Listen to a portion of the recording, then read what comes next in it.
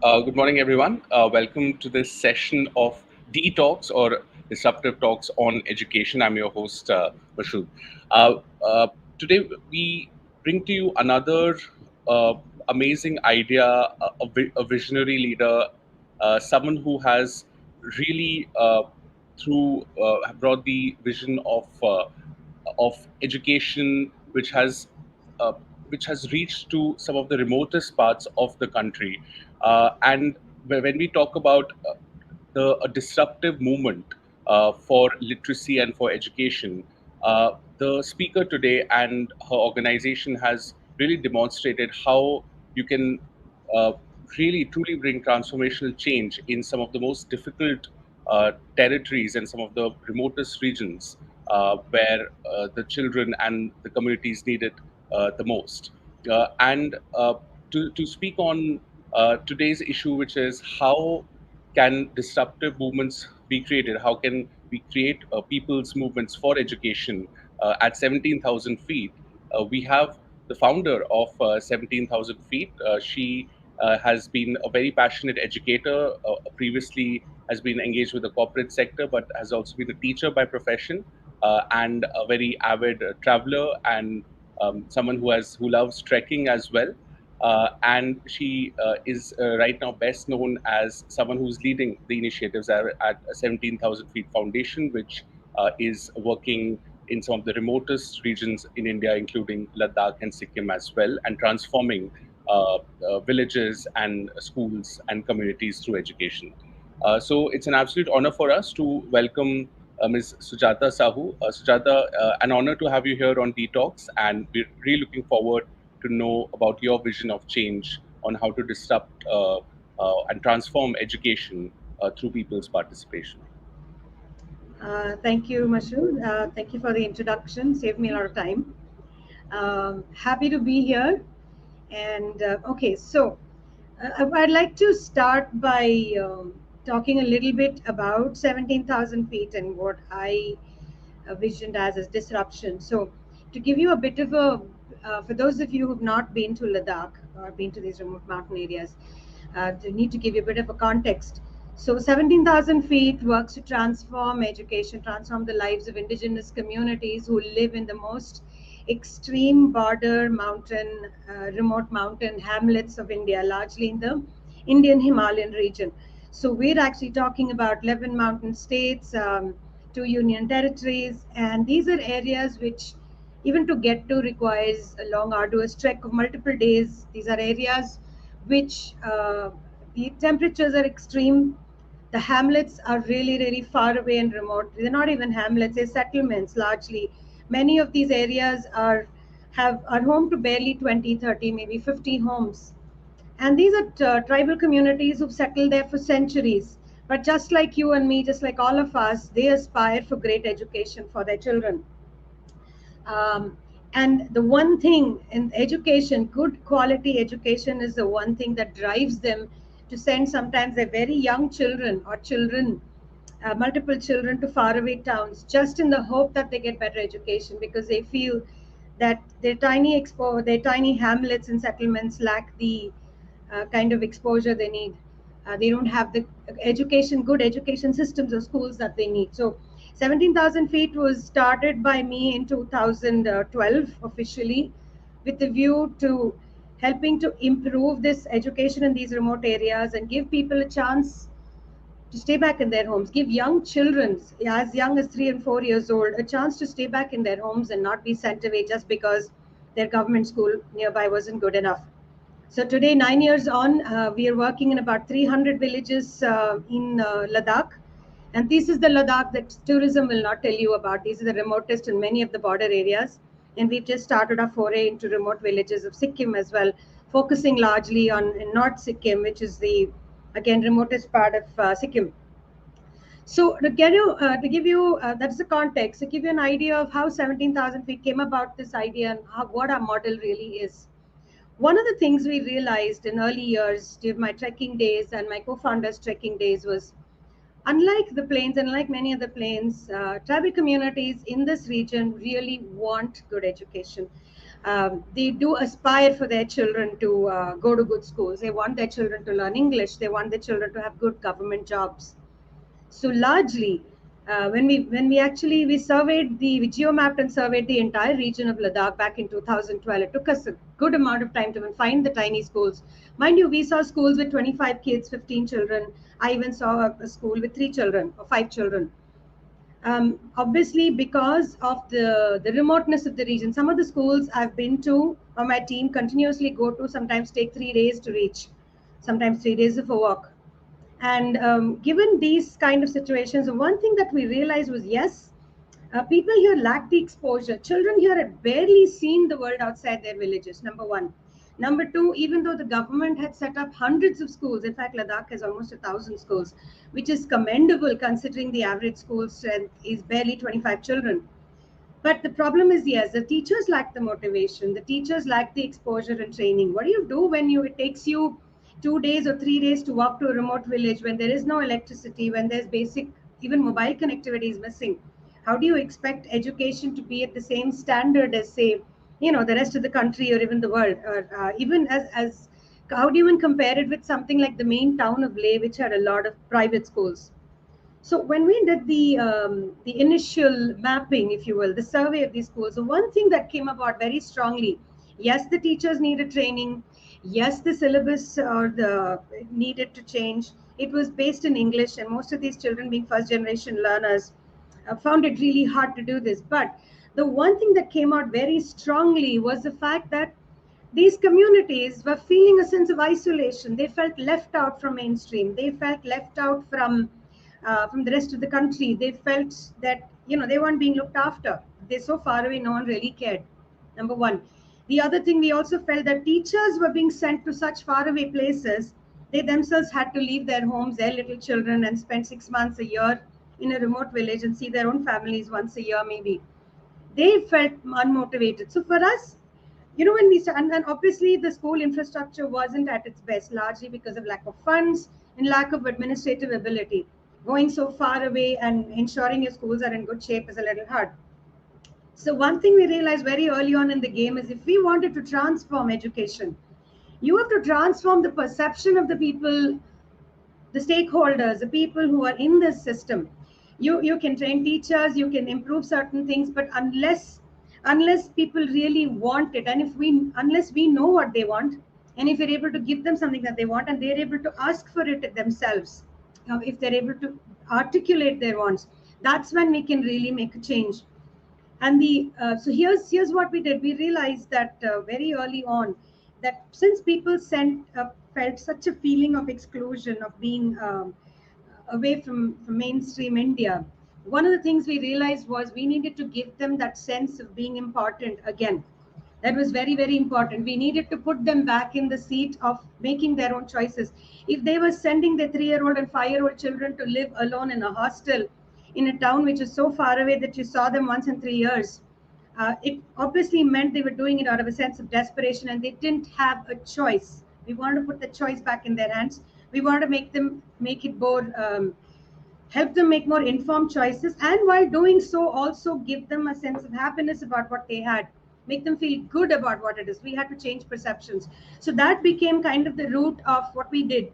So when we looked at the schools, yes, I mean, the learning outcomes were very poor, but then we realized the schools themselves were very poor. So we said, what if we got these parents attracted towards their schools again? We didn't have to get them to be attracted towards education. That part was already covered. But we wanted them to send their 3-year-old child to the school which is next to their home. So we started this whole thing. We spoke to a lot of villages. The first thing first of all we created a movement by just attempting change at scale rather than working with 1 or 2 or maybe 5 villages, which is what I mean. Technically speaking, when you start small, considering non-profits don't have many funds. But we went out on a limb here and we said, let's adopt 100 schools. So we adopted 100 schools across the length and breadth of Ladakh and started bringing in changes within the school. It started off with small infrastructural changes, putting in little playgrounds, painting the schools, furniture, setting up libraries, things to help the parents feel that yes, something's happening in our school.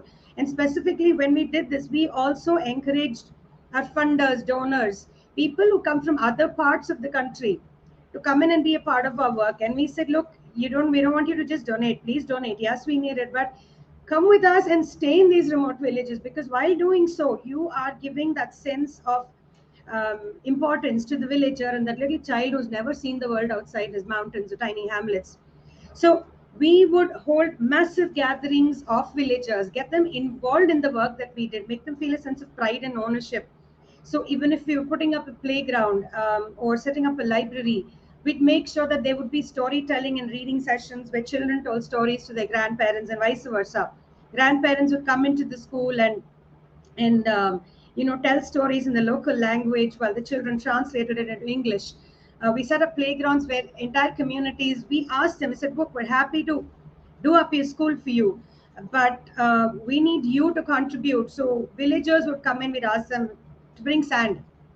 Playgrounds need soft sand for children to play in. So we said, bring in sand, or bring tea and lunch for all the people who are working. We'll do the rest of the work. So what happened as a result, and because we did it over 100 schools, we actually found parents came in not expecting anything to have like a brand new shiny playground, slides and swings and seesaws. How do they improve literacy and numeracy? They don't. But does it get a parent attracted to the school? Yes. Does it get a child attracted to school? Absolutely yes. When these parents were seeing this for the first time, villagers would sit on the chula or on the swing and look at. They didn't know what to do. We had to tell them, push yourself, or we'd have to give them a little push. So over 100 villages, we had tens of thousands of people coming in to help us put this, in the sense of ownership became one of. I mean, it was amazing to see how parents realized that, look, they can do something to make their own schools look better. What happened as a result of us starting our program? We started a lot with infrastructure. They started looking at their schools differently. They started looking at them saying, you know what, I could send my school in here. Specifically when the child said, I want to go to this school. It's colorful, it's painted well, it's got lots of play equipment, it's got sports equipment and so on. But what we also went ahead and did, we wanted to sustain this long term. We worked a lot with the teachers. Again, with the teachers, we actually, even when during training, we not just bring teachers together within one district, but we also managed to pull in teachers from both districts together. Leh and Kargil, for the most part, have their two different districts of Ladakh, and they would have their trainings and everything else different. But we created many occasions where they came together through WhatsApp groups, through training sessions, where it was a great way of exchange of ideas, where we put the teacher and the villager in the middle of everything. You have the power to make a change, you have the power to ask for a change. And 17,000 feet will help you, but 17,000 feet will help you if you help yourself. So what happened as a result of, we moved from libraries to infrastructure, and the better we saw the performance of people. So the more books the children read, the better their learning or their exposure became, or the better the playground was maintained. Or we realized that we could do more for the schools. And the more we did, the more of an aspiration it created across the district and across both districts. So it was one of the reasons to create a movement. There has to be mass, there has to be minimum mass. And again, the voice is to come up very slowly. So as we move from one district to another, today we're working in 300 schools. The amazing thing is today the ask and the change. Today now we've set up, we've electrified 150 schools, we've given them tablets. Children are learning out of tablets in areas which don't have internet connectivity, mobile connectivity, or even electricity. But our teachers are. So we've had to innovate. That's the other part of it. Creating solutions for areas which don't have basic infrastructure is very difficult. It's different. You got to think, you got to keep your brain, and you got to unlearn what you have and rethink. The whole technology solution we have is very different, that we've created just for the likes of Ladakh and Sikkim and remote areas. But what's happening now is it's amazing. It's amazing to see that today teachers are very proud. Many of our teachers are very proud of being in the schools that they are. They've taken up, if a teacher, we just needed a slightly motivated teacher. And what 17,000 feet did was give them the platform, the ability to feel good about what they were doing. Usually when you start something on your own, maybe you have a great teacher or a great headmaster, but you always end up feeling alone. What is one person going to do? But that one person had 17,000 feet. So 17,000 feet did something in their schools. It mobilized their villagers a little bit. We told them, look, we're going to help you using us. Shoot from our shoulders. Make sure you get your villagers in. Shoot from our shoulders. From our shoulders, make sure you're able to ask your department for extra help, because the department was willing. Just not, they just didn't have the right information at the right time. So today, this is what's happening as a movement. Teachers work with their village representatives, the village education committee. They go door to door in the houses and say, please enroll your child in this school. Don't send him so far away that you can't see him for years. Don't send, you don't know, he's only 3 years old. He needs your care and attention. They advertise, they make WhatsApp videos, they circulate it. They make videos, they make massive posters and put it up on the village saying, our school has a library, it has this, this playgrounds, we take them on picnics, we do this kind of learning. Enroll your child. We didn't do it. This came as a result of all that we had provided and the encouragement. You know what gets more is villagers now landing up in they know that they still need a lot more. An example of a school in the border of Pakistan in Kargil, they had 3 classrooms when we started, and 40 plus children, and we wanted to do so much for the school. We loved the children, the teachers, villagers, but we said infrastructure is poor. We're not going to build classroom. That's the government's job. We said, you have to go and ask for classrooms. You please do that, and then we'll come in with you. So we did set up a library and a small playground, because the ground was very small, and we said we have to put a stop.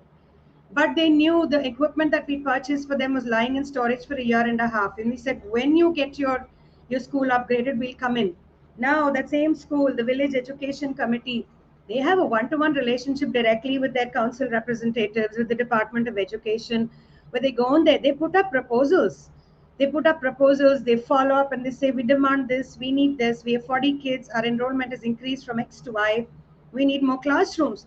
Today, that whole school is multi-storied. It has classrooms for every child. The entire ground is being leveled, and we're doing a lot more for the school. We had furniture for 40 kids, but we didn't know where to put them. Today, it's all there, and this is happening. There are examples of teachers who have increased their enrollment from 3 to 130. I mean, it's unheard of, but it's all because this is a movement of not just community members. It is, I think we've been a great catalyst, and what we're trying to do is, even with each of our education programs that we do, we understood the ask of what the villager really wants. He wants to be able to tell that my child goes to great school, speaks English, and has access to computers and everything that a great private school has. And a teacher feels good that, look, I studied in a very poor looking government school, but my school today looks better than a private school. And when the administration, the Department of Education, sees that so much is happening in such remote areas where they thought it was impossible, they come in and request us for more support to see how their systems can get better. And that's how 17,000 feet has worked. And that's how our reputation also spread to Sikkim, and where we were invited by the local government there to replicate our program. So this whole thing of creating a movement from day one, it has started in Sikkim. Unbelievable, but we did a recce. We started in North Sikkim. Me and the founding team went to visit a lot of villages. Amazing thing, we found that some of the schools were short of infrastructure. One school which is so far away, I mean, it took us, you had to cross 2 bridges. There are no roads. I don't even know if I can call them bridges. They're just bamboo sticks and a rope. You cross them, there's a raging Teesta river at the bottom. You cross them, then walk for 2 hours over, rainy terrain and leeches on the floor. And you reach this tiny last village of the Kanchenjunga National Forest area, where there is a school with 20 children. Tiny little space. We told them we'd love to put a playground here. Children would love to play. They didn't have grounds. They said, ma'am, we'll get it done. And I looked at the size of the rocks and I said, it's not possible. They said, you leave it to us. Before I reached back to Gangtok, the work had already started. Now, extra classrooms have been built. Grounds have been leveled. It's just the power of the people. And this makes us all the more happier to go and start our work there. So that's kind of how 17,000 feet works. I'll take a break here, and before I keep getting carried forward on this, Mashud, if you have questions at this before I proceed. Thank you so much, Sujata, for sharing your thoughts on this. And it's truly quite a amazing journey which you have taken us through. And I think the question of like how government school and the perception towards government schools is something which you've talked about in remote areas as well, that the parents often would prefer a private school Yeah. and send them far away, and this is also a challenge which many other states face as well. We have almost, you talked about these three enrollment, three children in a school, etc. And we have like nearly 1.20 lakh schools around across India, which are tiny schools with enrollment less than 20. So, Yeah. do you think that these some of these experiences which you are talking about in these very remote areas, do you think this can also be in a way replicated in these different contexts outside Ladakh and Sikkim as well? Your thoughts on that? Um, No, Mashud, I'll tell you why. I think this arose from the fact that see it's all driven from what they really want. You see, in Ladakh and Sikkim, they want education. That's the biggest agenda of theirs. I want my child to be educated. I'm not sure if we can say the same in say Delhi, Haryana. I'm not sure there are schools with that tiny enrollment, but the what do you call it? The pressures faced by parents here are different. They need money. You see, in Ladakh and Sikkim and areas, they're not that poor that they don't have food to eat. They have food to eat. They're not by any means poor. You understand? They have a roof over their heads. They have clothes to wear. They're largely peaceful in that sense. In other areas, I would think they would have other pressures of employment, of large families, having to feed everybody, large, multiple children. There could be other things. So if we want to look, the model that we evolved stemmed from the fact that they want their kids to have. So the first program we did was to set up library programs. And we were in the first few years, people thought we set up libraries, that was our goal. But no, we entered with the library because we wanted to introduce English storybooks. Simple. And I'll tell you where this came from. In my first few treks in Ladakh, I was stopped by random villagers. I was walking through a village alone. I did a solo trek in those days, and my co-founder will attest to this as well. These villagers would just catch a hold of me and say, please, can you stay for a couple of days and teach my child English? Can you stay and teach? We'll give you home and board. And this, by the way, has been happening for 30, 40 years now. Specifically, foreign trekkers would come in and say, we'll give you room and board, you teach us English. This whole thing of my child can speak English is a big aspiration.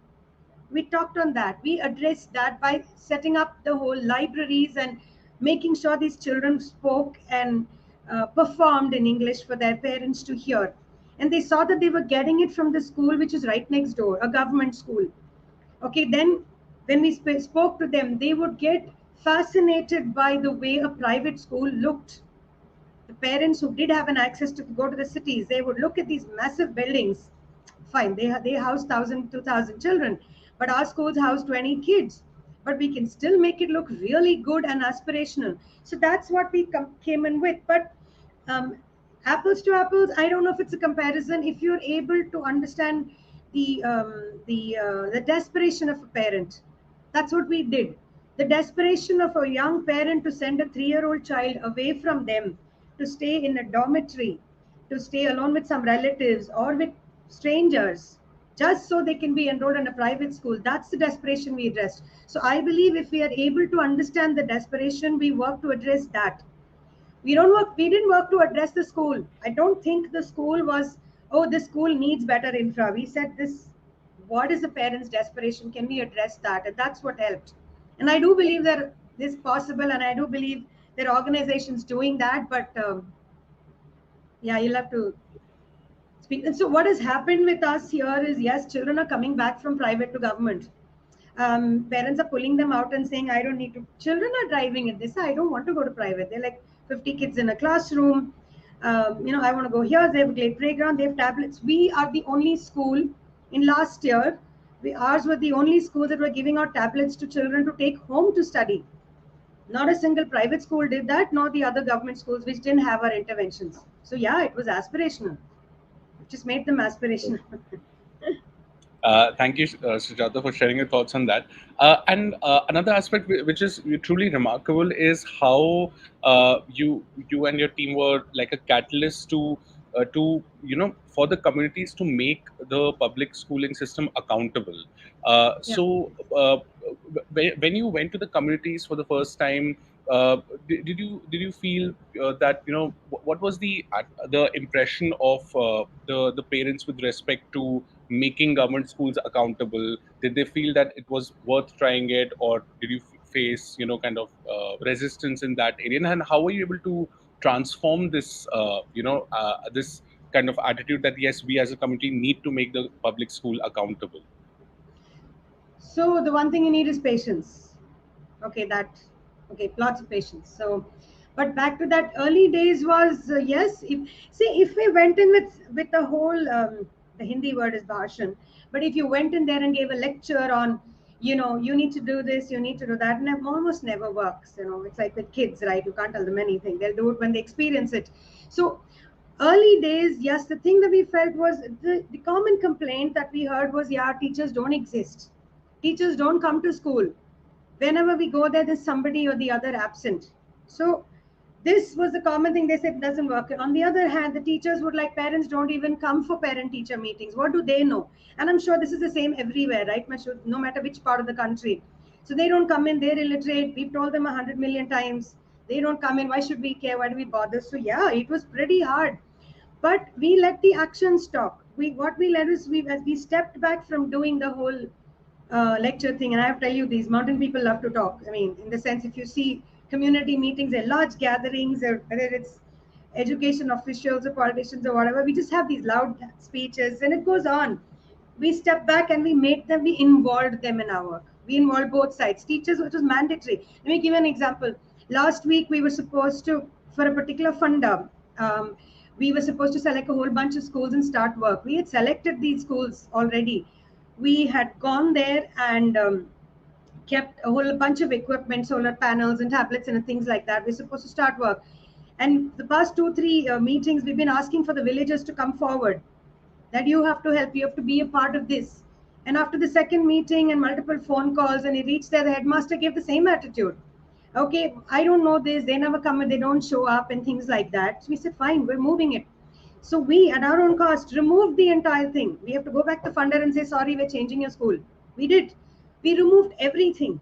All the equipment, all the work that we had done, we'd started. We said, we'll come back to you when you're able to get these two people together. If you really want change, you will do it. So it started from feeling their frustrations to coming back and saying, look, let's start. So what has also happened is now this school has come back to us because they realize we've done so much work in other schools, and that they require collaboration between parents and teachers and the administration. We're not here to fix those. Why? We think you have the power.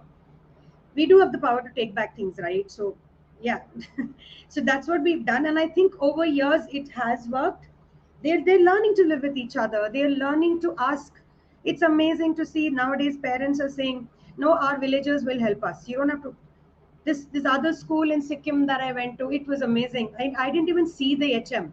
The HM was, he had, I think, just recovering from COVID. He was stuck in East or South Sikkim in some remote village. I was in North. And I looked at the infrastructure. They didn't have enough classrooms, and I needed some work done. The SMC member, he came out and we told him, this is what we need. We love your school. I think it's a great place. We want to adopt this. It's also come recommended from the education department. But we said, your infrastructure, there is a problem. He said, ma'am, we'll fix it. I said, don't you need to talk to the HM? He says, ma'am, we'll do it. There was another teacher there, and he says, ma'am, we have a great relationship. We'll do this. Within 2 days, they talked to each other. I wish you could show you the videos. They sent me videos on one layer done, 2 new classrooms constructed on the roof. We saw 2 new classrooms, but they're in very bad shape. We said, look, this is not how it should be done. Children need a great place to sit. You should see how they are brightly colored, painted, you know, good roofs, good walls. They're able to talk to each other. Yeah, I think it's great that we're not physically doing the work they are. this That's this is the power of the people's movement, and without activism, if I may say so. The way we also do this, another way of creating a movement, which is to raise your voice, be loud, talk about it, raise awareness.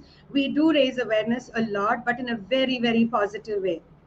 In that has helped us quite a bit, I think, over the years.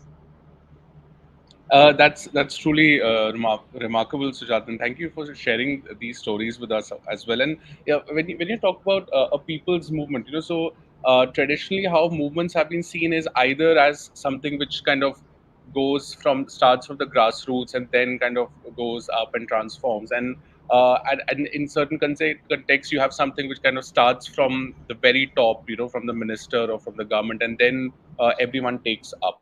Uh, and my sense is that the movement which 17,000 feet has triggered, it kind of brings in it's both kind of bottom up, but also is working with the top down, policy level, administrative level as well.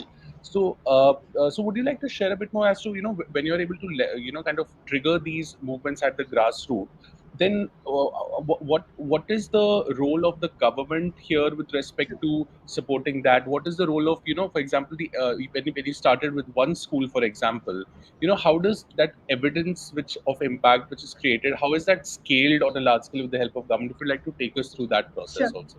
Yeah. So 17,000 feet, the model has always been this. We implemented scale. Today, we are adopted 35% of the government schools in Ladakh. I don't think anyone can boast of that high a number. Of course, the advantage for me is we only have 1,000 schools.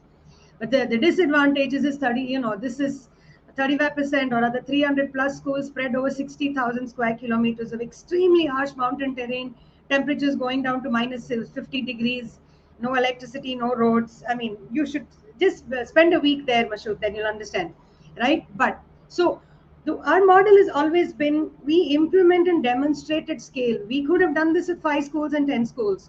But why the council or the local government has taken cognizance of what we've done is because of the fact that we've been able to achieve this. Our enrollments in our schools have tripled. Retention is increased. And why we've been able to do, why the government is today looking at us is how we attempt scale. Is basically we implement at scale. And the second part is exactly what you talked about, right? We're now collaborating with the government. We have an MOU with the government to work with them at policy level, taking our learnings from the ground. So we've taken this movement from the ground up, and we bring into it the whole capability of the government, the systems and governance process of the government to be implemented at scale. So today we are partnered with the government to do just that. So in a sense, if you will see a lot of policies, a lot of even the roadmaps created for implementing any of the policies largely is kept bearing in mind the more accessible, the more easier of the schools, because it is easy to see and do it out there. And what generally happens is, in reality, it's very difficult translating into the ground. And because we come from the ground up, so we're able to take those learnings. And now the government has, so for example, we're now working on early childhood education, which is going to be signing an MOU with the government in the next few weeks, to look at how we work on at scale. We were the first one. So, for example, in about 4 years ago, before the national education policy started, we strongly recommended for in Kargil district to co-locate Anganwadi centers with the schools. It's one of our strongest recommendations. This was already done in Leh district and was a huge success. And we said, do it. And in fact, what we did even there, even with the government and the schools, is we have a lot of work to do in the Anganwadi centers, but we won't do it until you co-locate. Okay, so we put forward the whole thing to the government. It was done, and bang on the heels of that, the NEP also came out, and so how are we able to achieve scale is because we demonstrate the results of what we're doing, and we choose schools, villages, which are representative of not just the accessible and the ones nearby, but also the remoter ones, to also show the diversity in the whole region, right? Even within Ladakh, across 2 districts, there are so many differences in each of the valleys, right? So taking into all of that, we've been able to devise a system. And basis that, that's where so we are largely now, we are the implementation partner. We're assisting the council, the Ladakh Hill Development Council, in running a lot of programs in the ground. And we're also partnered with the Department of Education to try and bring in some changes in policy level itself. Hmm. So that's what we're Right. doing. So that is the intent. The government movement takes longer. Let me tell you, that's not an easy task. So that's just started, but that's the disclaimer I have. Right. Thanks, Sujata, for that. And just a couple of more questions. One, it was again very interesting to learn about how teachers, you've been able to kind of also transform the motivation of teachers. And generally there's a perception that government school teachers, they Don't work. lack motivation, and even they're paid a good salary, but still they don't work and all that. But you gave these examples of teachers actually going school to school and saying, home to home, and saying that come to our school. In Sikkim, you talked about that classroom being built in 2 days. What has been like that secret ingredient or that magic powder, which 70,000 feet has been able, through which you've been able to transform the motivation of teachers to see the school as a different place. It's like that, you go to a social gathering, go to a friend's place, and they have something nice that you really want, and it kind of looks within reach, kind of looks within budget, but it's really nice, really aspirational, right? And then you say, yeah, maybe I'll go home, save some, figure out where to get it. I think that's what we've done. So what we've done is working in 100, 200, 300 schools, getting teachers to talk to each other, and knowing that teachers move from one school to another. So even I'm working in a school, and the teachers there who have stayed there for 3 years, and they get transferred to the next. So they carry your ideology, they carry your projects, they carry the learnings, everything. They carry the aspirations. So we depend a lot on that. You go from a school which is 17,000 feet school, which looks amazing, which is the support of 17,000 feet, the villagers. You go to another school which doesn't. You want the same, number one. Number two, you hear another teacher talking about being part of these groups where they talk about all the things that they have, right? And they realize all they really need to do is approach us and show their commitment. It's as simple as that. And show their commitment to do it. We do ask for it. It's not like they sign a bond with us, right? So, um, villagers, we get, I even today, no matter where I am, I get some messages from teachers saying, ma'am, why haven't you taken up our school? When are you going to support us? We need training. I have teachers who come to us and say, ma'am, it's 3 month winter break. We just need to be trained. Send us anywhere. We're not doing much. So this is the kind of aspiration. We have teachers who walk. We just make it fun and positive. And for our training sessions, we have teachers who walk on frozen, on snow just to reach our training sessions. They work for 6 hours. It's frozen in winters, right? And but here's the thing. Teachers, I'll give you examples of teachers who've reopened schools that have shut down. Shut down. They were down at one or two children, and closure was imminent. These teachers came on and said, you should see the school action plans, 17,000 feet features prominently. I will ask for this, and this, and 17,000 feet here, 17,000 feet, counselor, Department of Education. Everyone's there. 17,000 feet features. And they won't let us alone. They'll come to our school, they'll visit us, they'll ask us, ma'am, we need you to support this. You did the last school. I promise you we will do this. I promise you will do it. And that's coming from the heart. We don't have any hold over them, right? It's coming from the heart because they've seen the transformation in the kids, and it makes us the most happy to go and support them. But we want to see it. So here's what it happens: the teacher will come in and say, ma'am, we'll increase our enrollment to 20, will you support us then? You say, yes, they've done it, we started it. They went from 3 to 20, now that school's at 40.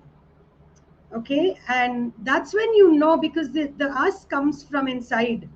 And in that, you don't have to work that hard, just continue to be there on the radar, be there when they need support, and it will happen. And they also talk to each other. Of course, there are also some who don't want it, but majority of them do, and it's lovely to see. I think that's where we've been super lucky on the whole. I think mountain people, Ladakh, Sikkim, um, for them education, I think the thing we've lucked out on is the fact that education is such a high ask, even with the teachers. They're a very, very motivated lot, very motivated. You should see their classrooms. They'll ask me for, I'll go for a training or a visit to a remote school. Maybe I'm doing something with the primary teachers, but this Anganwadi worker will come running from the other side of the mountain where the little Anganwadi center is. She'll come running to me and say, ma'am, teach me some nursery rhymes. So I think partly the motivation is there, and we've just been able to give it a boost. Yeah. Right. Thank you, Sujata, for that. And it's truly like everyone who's listening to this, they're just I'm sure that we are so refreshed by some of these stories which you have shared, and it's truly inspiring, like, because if you've been able to kind of generate that kind of, motivate, that pull and that demand from the community itself, and that's something which all organizations working in the social development sector, in education sector, or even the government, for example, they essentially aspire to achieve. And it's truly inspiring, and thanks for sharing that. In conclusion, Sujata, we wanted your assessment of on foundational literacy and numeracy. And I mean, the data is in front of us with respect to, there's, in the past 2 decades, for example, there have been enough surveys to tell us that there's still a very large gaps with respect to literacy and numeracy. And of course, it's now the government has taken it up at the very top level in the Yeah. policy and the Nippon Bharat Mission as well. What would your thoughts be with respect to, if you're talking about this national mission to help universalize foundational literacy and numeracy in the primary education system? What would be, some ways to go forward, and what could be some of the learnings which your foundation has had with respect to developing, making sure that all children develop the foundational capacities, which is the very basic and the first step in their education process? So, a couple of things. First of all, I'm really glad this has come up because that was the first thing that got to me when I went on this trek to a remote village, and I realized how little children really knew. I mean, they were looking at textbooks which were so heavily worded, and children could barely read. Still, is the same idea. And that was the thing that got to me in the first place. So I'm glad the country has taken this up on a national level and at such with such urgency. I think it was long overdue. Just looking at foundational literacy and numeracy, and I think you it can be tackled. It can be tackled. It is not that hard to achieve. However, um, how do we do it at scale? This is not that we're also giving it. We do have the whole FLN mission, but how do we do it at scale is going to be a tougher question. I don't think I have the answer for it. Okay. Because I would work on the few schools that we are working on. That is what we are looking at. But here is one of the takeaways and learnings for me for foundation literacy and numeracy. Um, Not just the teachers. Again, I think we'll have to go back to the communities a little bit. I think we have to, because this learning has to be taken from the school and home as well, creating a print rich environment at home, even if parents are uneducated. Stimulating the child with talking more in a different language, getting siblings to talk to each other in their medium of instruction. Let's say, for example, Ladakh, medium of instruction is English, correct? So what I'm saying is it cannot be approached as just as a curriculum, a way to change the teaching learning process. It cannot be approached just as that. There has to be that same sense of urgency within the teachers as well as the community members, as well as parents. And only then we can achieve. This has to be a goal beyond what the government needs to do at a central or at a state level. And that's basically what I am working on and saying, how do I make this a matter of urgency? How do I make this an aspiration? The same thing that we have done with, having great infrastructure and learning resources and this is the school. How do I make this an aspiration for the teacher? The teacher has to aspire to say, I want my child to reach this level. It has to come in. And that's how 17,000 feet would approach it. Can this be done at scale? I don't know yet. But I think this is the first thing we as a country need to be doing before we go and talk about, uh, you know, ensuring that children are grade level competent or not. And those are concepts that are so far away when a child can really not read. So, for example, in Ladakh, children can read for sure, but it's reading without comprehension. And that is a terrible place to be. And it's not really reading, right? It's not really reading, but because English is their my medium of instruction. If you speak to them in English, they will kind of comprehend what you're saying. But reading and comprehending for them is very hard. They fare pretty low on that scale. We've run a lot of assessments on that. So one is that. The other is looking at, can we achieve foundation literacy and numeracy using native language? Um, these are experiments. I mean, in terms of when I say native language as a way to get the child to understand.